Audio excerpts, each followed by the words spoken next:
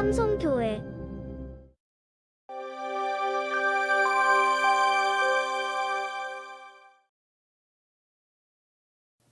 할렐루야, 할렐루야. 지난 한 주간 평안하셨습니까? 평안하셨습니까? 6월의 마지막 주일입니다. 벌써 6월의 마지막 주일이구나라는 생각을 해보니 지난 6개월에 지나온 삶이 이렇게 주마등처럼 흘러가더라고요. 그러면서 느꼈던 건 참 힘겨웠구나라는 그런 생각이 먼저 들었습니다. 여러분들도 아마 많이 힘드셨을 것입니다. 그런데 또 생각해 보면 그래도 잘 견디고 잘 참아왔구나라는 그런 생각도 듭니다.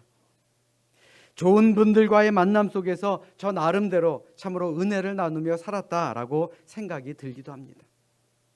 이런 생각은 아마 저만의 생각은 아닐 것입니다. 여러분들은 누구를 만났고 누구를 만나며 사실 계획이십니까? 우리 인생은요, 이 만남의 연속이라고 합니다.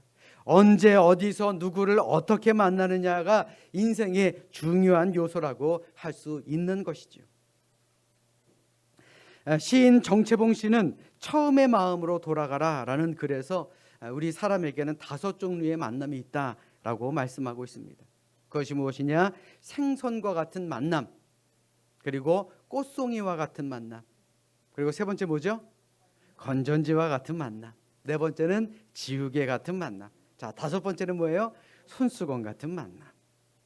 자, 그 중에 첫 번째가 뭡니까? 생선과 같은 만남. 가장 잘못된 만남이라고 합니다. 왜냐? 만날수록 비린내가 묻어나고 악취가 나기 때문에 그렇습니다.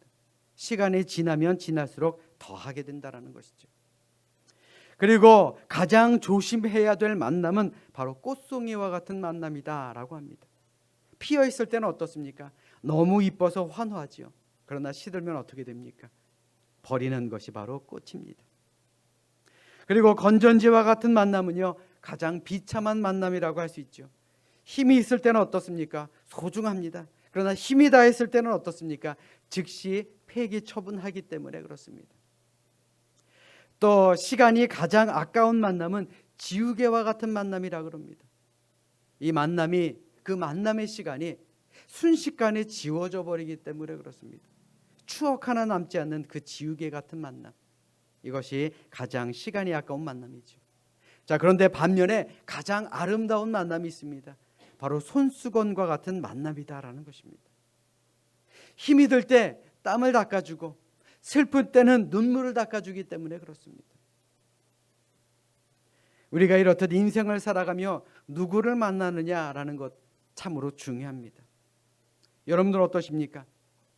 우리 인생 가운데 가장 큰 축복 가운데 하나가 바로 만남의 축복입니다. 우리 옆에 있는 분들 한번 바라보세요. 또 앞뒤에 있는 분들 한번 바라보십시오. 어떠십니까? 좋습니까? 별로 안 좋으신 것 같아요. 좋아요? 자, 우리 옆에 있는 분들과 이렇게 인사하겠습니다. 우리 만남은 우연이 아닙니다. 노래 가사 같죠? 자, 우리 다시 한번 인사하겠습니다. 축복된 만남입니다. 자, 그리고 오늘 찬양대 우리 칭찬 한번 정말 더 해야 되겠습니다. 제가 듣는데 너무 은혜가 됐어요. 뭐 저만 은혜가 됐나요? 자, 그리고 우리 오케스트라 너무너무 아름다웠습니다. 여러분들이 있어야 할 그 자리에 지금 여러분들이 계시는 겁니다. 자, 우리 찬양대 또 우리 오케스트라에 우리 힘찬 박수 하겠습니다. 감사합니다.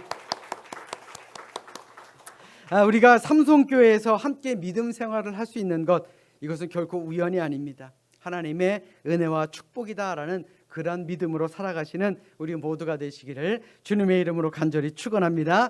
자, 이 시간 우리 성경을 높이 들고 우리의 믿음을 고백합시다. 우리 성경을 높이 듭니다. 우리 큰 소리로 우리의 믿음을 표현합니다. 저는 예수 믿어 구원받았습니다. 저는 예수 믿어 하나님 자녀 되었습니다. 저는 예수 믿어 천국 백성 되었습니다. 하나님께서 선물로 주신 오늘 하나님 말씀으로 가르침을 받습니다. 눈을 열어 주의 법 안에 있는 놀라운 진리를 보고 깨닫게 하소서. 아멘으로 순종하여 하나님께 영광 돌리는 삶이 되게 하소서. 아멘. 그런 삶이 되시기를 주님의 이름으로 축원합니다. 여러분들 약속 잘 지키며 살아가십니까? 저도 약속을 잘 지키려고 노력하는데 놓치는 약속들이 참으로 많습니다.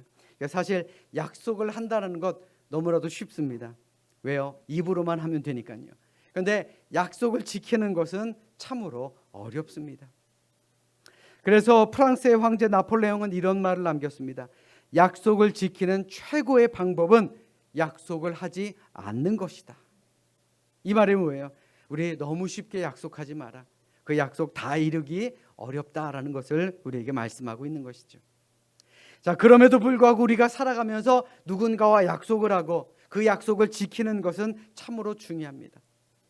뿐만 아니라 우리 그리스도인들의 가장 뛰어난 특징 중에 하나가 있다면 사람들과의 약속은 물론이요, 바로 하나님과의 약속을 철저하게 지키며 살아간다라는 데 그 특징이 있습니다. 오늘 본문 이전 10장 1절부터 27절의 말씀에 보시면 많은 이름들이 쭉 나열되어 있는 것을 우리는 보게 됩니다. 그렇다면 이 이름들은 무엇이냐? 그냥 기록해 놓은 것이 아닙니다. 하나님과 약속을 한, 하나님과 철저한 약속을 한 이스라엘 백성들의 명단이다라는 것입니다. 그렇다면 그 약속은 어떤 약속이냐? 바로 하나님의 말씀을 따라 살겠다라는 그 약속의 말씀이었다라는 것입니다. 그런데 이스라엘의 역사를 보십시오. 그들은 자신들이 했던 약속을 올바로 잘 지키지 못했습니다. 그 결과가 무엇이었습니까? 바벨론의 포로로 잡혀가 70년이라는 긴 시간 동안 노예 생활을 했던 것이죠. 그들은 그것을 기억했고, 그래서 그들은 오늘 본문 29절의 말씀을 통해 이렇게 맹세합니다. 다 그들의 형제 귀족들을 따라 저주로 맹세하기를 우리가 하나님의 종 모세를 통하여 주신 하나님의 율법을 따라 우리 주 여호와의 모든 계명과 규례와 율례를 지켜 행하여 라고 기록하고 있습니다. 자, 그런데 뭔가 좀 이상하지 않습니까? 맹세를 하는 거는 참 좋습니다. 그런데 뭘로 맹세를 한다 그랬어요? 저주로 맹세를 한다 그랬습니다. 이 말은 내가 약속을 지키지 않으면 내가 저주를 받아 목숨을 잃어도 좋다라는 뜻입니다. 그런데 굳이 그렇게 할 필요가 있을까요? 물론 하나님의 말씀을 따라 사는 것 좋습니다. 그런데 우리도 해봤지만 그렇게 살기가 쉽지 않잖아요. 그런데 수없이 말씀을 따라 사는 것에 실패했던 이스라엘 백성들이 또다시 굳이 내 목숨까지 걸고 저주를 놓고 하나님의 말씀을 따라 살겠다라고 약속을 할 필요가 있었겠느냐라는 말입니다. 그런데 이에는 합당한 이유가 있습니다. 하나님의 말씀을 따라 사는 것이 축복이라는 것을 그들은 깨달았기 때문에 그렇습니다. 말씀을 따라 살지 않는 것, 하나님의 말씀을 거역하며 사는 것이 바로 저주에 받은 인생이다라는 것을 그들은 바벨론 포로 시기를 겪으면서 철저하게 깨달았기 때문에 그렇습니다. 사랑하는 여러분, 오늘 본문의 이 말씀은 지금 오늘을 사는 우리도 바로 그들처럼 하나님 앞에서 다시금 목숨을 걸고 약속해야 된다라는 것을 우리에게 깨닫게 만들어줍니다. 세상에 목숨이 아깝지 않은 사람이 어디 있겠습니까? 그러나 그 목숨을 걸고 약속을 했던 것, 그들의 결단을 오늘을 사는 우리도 배워야 한다라는 것입니다. 한번 생각해 보십시오. 아니, 기억해 보십시오. 하나님을 처음 만났을 때, 예수 그리스도의 말씀을 듣고 이 예배 자리에 와서 함께 예배드렸을 때, 또 하나님께서 나의 마음을 치유해 주셨을 때, 하나님께서 나의 모든 삶을 인도해 주셨을 때, 그때 기억나십니까? 그 뜨거웠던 것이 기억이 나십니까? 또 코로나 시대를 겪으며 온전히 모여 예배드리지 못했을 때를 한번 기억해 보십시오. 모임이 금지되고 이 자리에서 예배드리지 못했던 그 빈자리를 놓고 설교한 그때를 한번 기억해 보십시오. 내가 온라인으로 예배드릴 수밖에 없지만 그래도 예배에 최선을 다하겠다, 목숨 걸겠다 라고 여러분들 결단하지 않으셨던가요? 그런데 지금은 어떠합니까? 예수님 처음 만났을 때의 그 마음 아직까지도 간직하고 계십니까? 내가 하나님과 했던 그 약속 철저하게 지키고 살아가고 있느냐라는 것입니다. 온라인 예배도 마찬가지입니다. 온라인으로 예배드리면 뭔가 예배드리는 것 같지 않아 라고 생각될 때가 있지 않으신가요? 언제 어디서나 핸드폰만 켜면 볼 수 있기 때문에 우리가 예배자가 아닌 예배를 보는 사람으로, 예배자가 아닌 예배의 구경꾼으로 전락한 것은 아닌지 생각해 볼 필요가 있다라는 것입니다. 이 자리에 있는 우리 모든 여러분들, 또 온라인으로 예배드리는 모든 성도님들, 지금 여러분들이 있는 이 자리가 다시금 예배를 회복할 수 있고 하나님을 향한 우리의 처음 마음, 처음 약속을 회복할 수 있는 그런 자리가 될 수 있기를 주님의 이름으로 간절히 부탁드립니다. 그러므로 우리 모두가 오늘 본문에 소개된 이 약속들을 지킴으로 말미암아 가장 축복된 인생을 사는 그러한 복된 인생이 되시기를 주님의 이름으로 간절히 축원합니다. 그렇다면 오늘을 사는 우리가 하나님 앞에서 지켜야 할 약속이 무엇입니까? 무엇보다도 구별된 삶을 살겠다라는 약속이 되어야 합니다. 왜입니까? 구별된 삶, 세상 사람들과 다르게 사는 것, 그것이 하나님께서 우리를 이 자리로 불러주신 목적이기 때문에 그렇습니다. 아무리 세상에서 잘 나간다 그래도, 아무리 세상에서 많은 것을 가졌다 할지라도 그 삶이 구별되지 못하고 성도답지 못하다면 그 인생은 참으로 불쌍한 인생이다라는 말입니다. 이스라엘 백성들은 나라를 잃어버리고 자유를 잃어버리고 난 후에 그것을 깨달았다라는 것입니다. 70년이라는 긴 시간 동안 바벨론의 포로로 살아가면서 하나님의 은혜로 죄뿐인 자기 자신들이 거룩한 백성으로 부르심을 입었다라는 것보다 더 귀한 것이 없다라는 것을 깨달았다라는 말입니다. 그런데 구별되게 살겠다라는 약속을 지키는 것은 당연한데요, 오늘 본문 30절의 말씀에 보시면 그 세부 사항이 참으로 흥미로운 것을 보게 됩니다.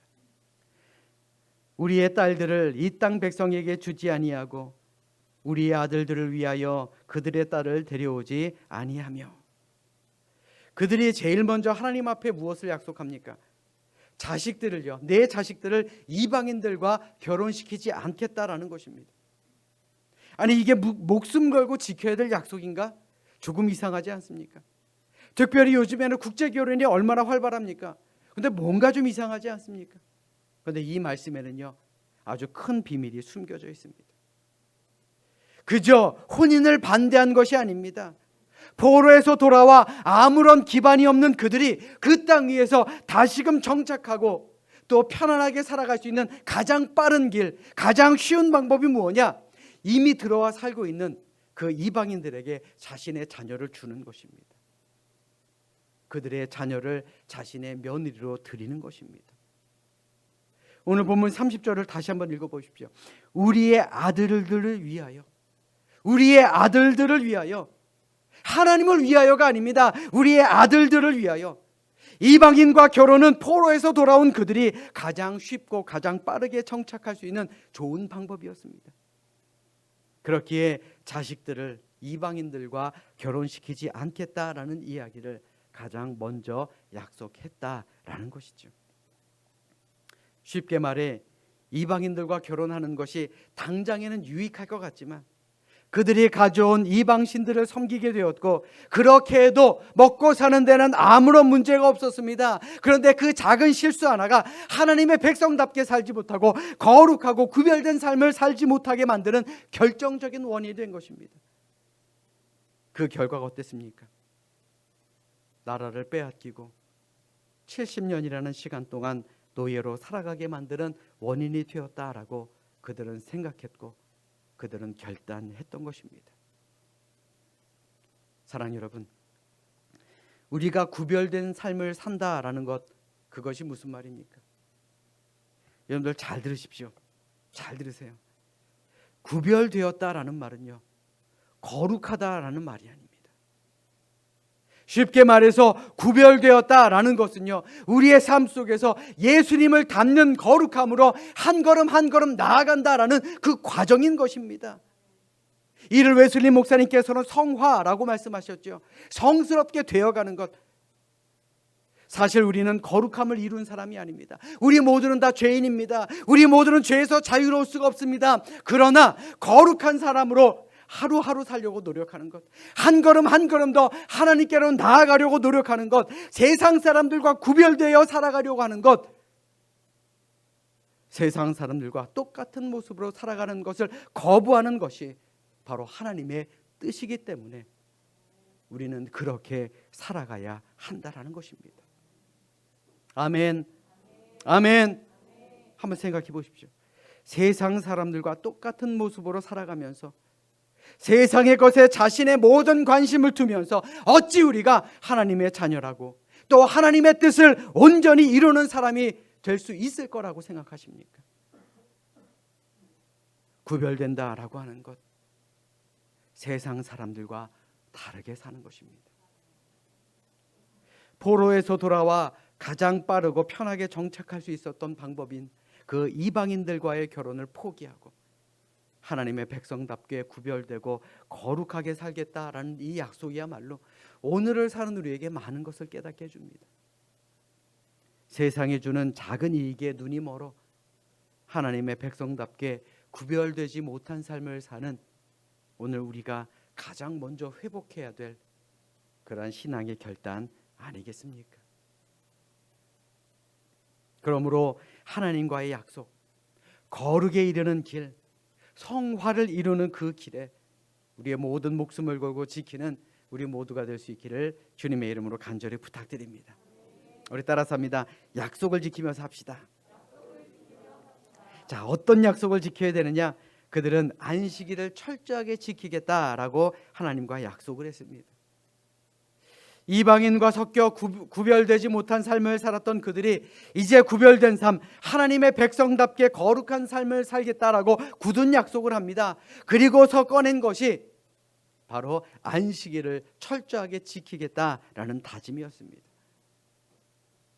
오늘 본문 31절의 말씀 자막으로 준비했습니다. 우리 함께 합독하도록 하겠습니다. 31절입니다. 시작. 혹시 이 땅 백성이 안식일에 물품이나 온갖 곡물을 가져다가 팔려고 할지라도 우리가 안식일이나 성일에는 그들에게서 사지 않겠고 일곱째 해마다 땅을 쉬게 하고 모든 빚을 탕감하리라 하였고. 아멘. 이 말이 무슨 말입니까? 안식일에는요 모든 장사나 거래를 하지 않고 철저하게 안식일을 지키고 또 일곱째 되는 해 안식년을 땅에는 주겠다라는 것입니다. 그런데 과연 이것이 가능한 일입니까? 특별히 복잡한 현대를 살아가는 우리가 지키기에는 더더욱이나 어려운 일일 것입니다. 우리 주변에도 보십시오. 주일날 일을 하러 나가시는 분들이 얼마나 많습니까? 사실 그 옛날 이스라엘 백성들도 그랬을 것입니다. 내가 가진 것이 많고 내가 살아가는 이 땅에 나라가 평안했다라면 그래요, 일주일에 하루 쉴 수 있지요. 그러나 백성들 가운데는 먹고 살기 위해 안식일에 일할 수밖에 없는 그런 사람들도 분명히 있었을 것입니다. 그럼에도 불구하고 그들은 포기하고 안식일을 지킵니다. 또 7년에 한 번 안식년을 통해서 땅을 쉬게 만듭니다. 그 이유가 무엇입니까? 안식일은 힘들고 안식년은 손해보더라도 반드시 지켜야 할 율법이기 때문입니까? 그것이 아닙니다. 여러분들 잘 들으십시오. 안식일, 이 안식년은요 분주하게 살아가며 쉬지 않고 일해도 내일을 보장할 수 없는 그들에게 하나님이 계시다는 것, 하나님이 그들을 지켜주시고 먹여주시고 입혀주시고 책임져 주시는 그 하나님이 계시다는 것, 그것을 기억하게 만드는 가장 소중한 날이 바로 안식일이기 때문에 그렇습니다. 한마디로 내가 지금 마음이 평안하지 못했던 것은 물질이 부족했기 때문이 아니다라는 것입니다. 지금도 쉬지 않고 일하시는 그 하나님을 내가 바라보지 못했구나, 그것을 그들은 깨달았고 그래서 무슨 일이 있어도 나는 안식일을 지키겠습니다 라고 결단했던 것입니다. 사랑하는 여러분, 우리가 주일을 왜 지켜야 합니까? 주일이니까, 율법이니까, 하나님의 명령이니까 지켜야 하는 것일까요? 아닙니다.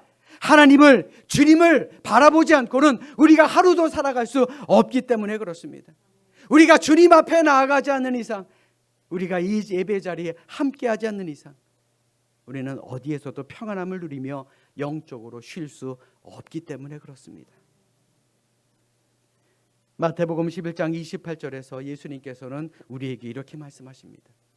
수고하고 무거운 짐진 자들아 다 내게로 오라, 내가 너희를 쉬게 하리라. 사랑하는 여러분, 하나님을 위해서가 아닙니다. 우리를 위해서, 나를 위해서 허락하신 이 주일, 적어도 이날만큼은 온전히 주님만 바라보며 주님을 생각하며 안식하며 살아가시기를 주님의 이름으로 부탁드립니다. 그래야 우리는 새로운 한 주를 살아갈 수 있는 그 힘이 생기는 것입니다. 아니, 세상 사람들은 알지 못하는 평안함을 우리가 누릴 수가 있다라는 것이죠. 세상 사람들은 알지 못합니다.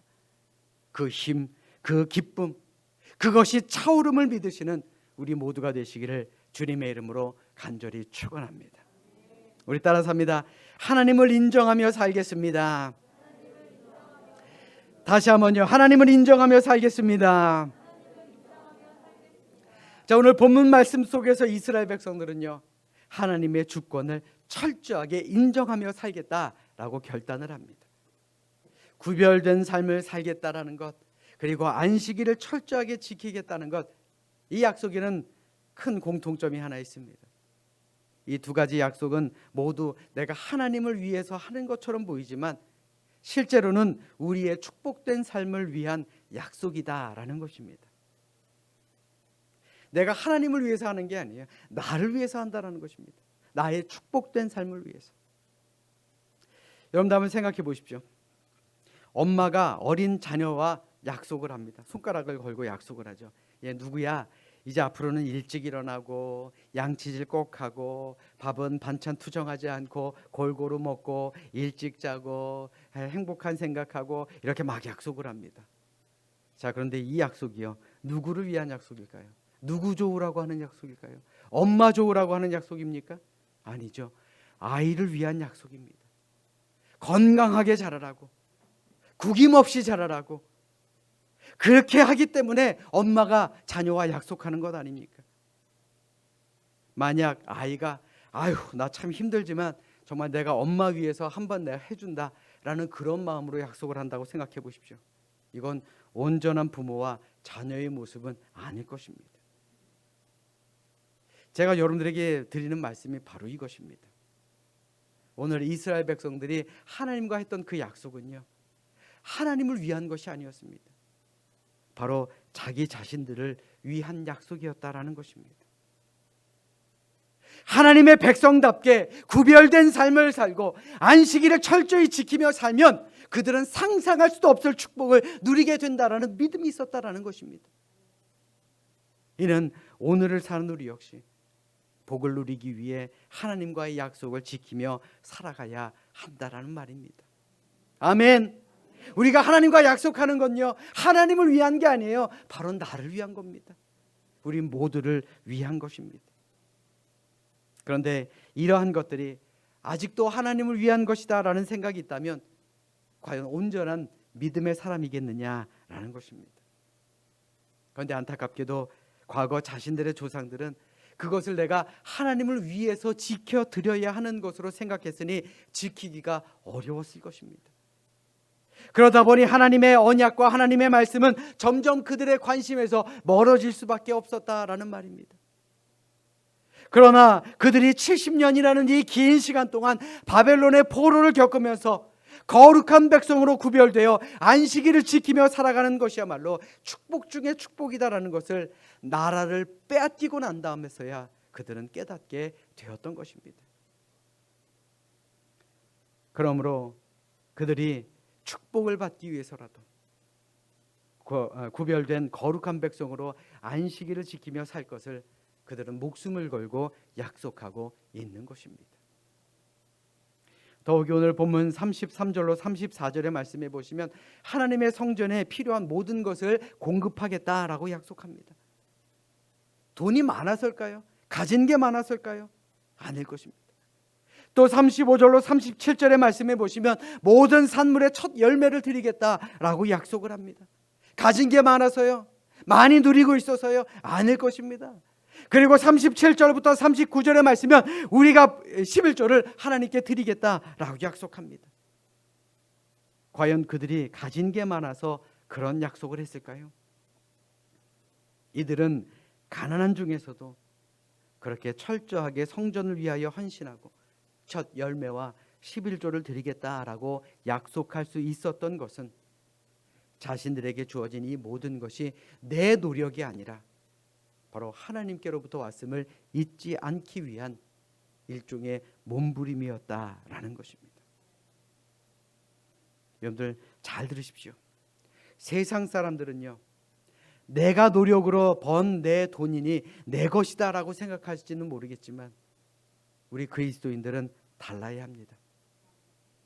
내가 노력해서 얻은 것 맞습니다. 그러나 하나님이 허락하시기에 내가 받았다라는 그 마음이 있어야 되는 것입니다. 그럴 때에 감사가 솟아오르게 된다라는 것이죠. 그 감사가 있는 사람이 하나님께 기쁨으로 드릴 수가 있는 것입니다.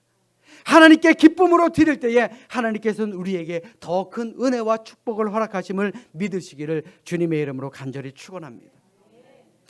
기독교 작가 랜디 알코는 내 돈인가 하나님의 돈인가 라는 책에서 이렇게 말합니다. 예수께서는 무엇 때문에 돈과 소유를 어떻게 보고 다루어야 하는지에 대해 천국과 지옥을 합친 것보다, 기도와 믿음을 합친 것보다, 그 어떤 주제보다 더 많이 말씀하셨을까? 하나님은 우리의 진정한 영적 상태와 돈과 소유에 대한 태도와 행동 사이에는 밀접하고 강력한 상관관계가 있음을 깨닫게 하고 싶으셨기 때문이다 라고 말했습니다. 이 말이 무슨 말입니까? 오늘 본문의 이스라엘 백성들도요, 하나님을 향한 믿음을 방해하는 것이 다른 것이 아니라 바로 물질이다라는 것을 그들은 깨달았다라는 것입니다.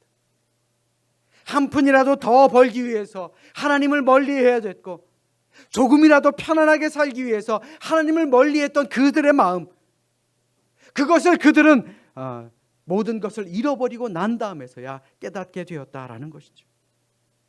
그래서 하나님만 바라보는 축복된 삶을 살기 위해 무엇보다 물질이 하나님께로부터 왔음을 기억하는 것이 중요하다라는 것을 그들은 깨달았다라는 것입니다. 사랑하는 여러분, 하나님이 돈이 필요하시겠습니까? 하나님 결코 돈 필요하신 분이 아닙니다. 그렇다면 하나님은 성전을 잘 짓고 예배를 받기를 원하십니까? 아닙니다. 하나님은 어디에 갇혀 있는 분 아닙니다. 또한 하나님은 우리가 율법을 무조건 잘 지키며 살아가기를 원하시는 분도 아닙니다. 그렇다면 하나님께서 우리에게 계명과 율법을 왜 주셨을까요? 하나님께서 우리에게 원하시는 것은 하나님의 명령을 우리가 온 마음 다해 지킬 때에 주어지는 이 세상이 줄 수 없는 평안과 기쁨을 하나님의 자녀인 우리가 누리기를 원하셨기 때문에 그렇습니다. 세상이 줄 수 없는 기쁨, 하나님 속에서 누릴 수 있는 기쁨을 우리에게 누리게 하려고 하나님의 말씀을 따라 살라고 우리에게 권면하고 있는 것입니다. 과연 여러분들의 마음의 중심에는 무엇이 있습니까? 하나님은 우리의 마음의 중심에 구별된 삶과 예배를 무엇보다 소중히 여기시는 그런 마음, 그리고 나의 하나님을 나의 주인으로 인정하시기를 바라신다라는 사실, 우리가 이것을 늘 기억하며 사시기를 주님의 이름으로 간절히 부탁드립니다. 많은 것도 아니에요. 구별되자, 예배를 소중히 여기자, 또 하나님을 나의 주인으로 여기자. 많은 것 아닙니다. 이 세 가지입니다.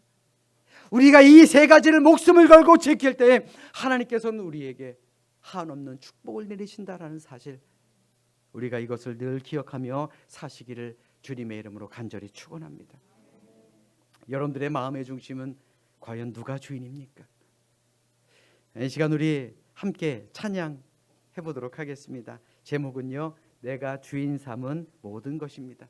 우리 이 찬양 함께 부르시면서 과연 이 시간 지금 내 중심에는 누가 있는가, 무엇이 있는가, 또 내 주인은 과연 누구인가, 다시 한번 생각하시며 우리 함께 찬양하겠습니다.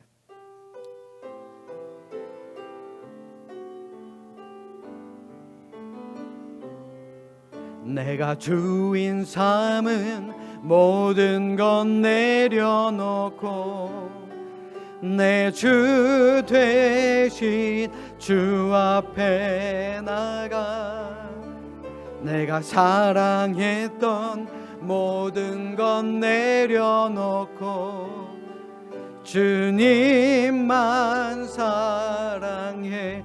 내가 주인 삼은 내가 주인 삼은 모든 것 내려놓고 내 주 되신 주 앞에 나가 내가 사랑했던 모든 것 내려놓고 주님만 사랑해.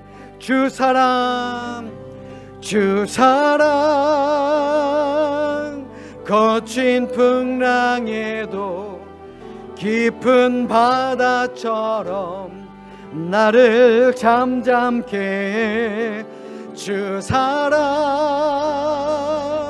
내 영혼의 반석 그 사랑에서 주 사랑 거친 풍랑에도 깊은 바다처럼 나를 잠잠케 해. 주 사랑 내 영혼의 반석 그 사랑 위. 우리 오른손 들고 찬양합니다. 주 사랑 거친 풍랑에도 깊은 바다처럼 나를 잠잠케 해. 주 사랑 내 영혼의 반석 그 사랑 위에 서리. 우리 오른손 든 채로 기도하겠습니다.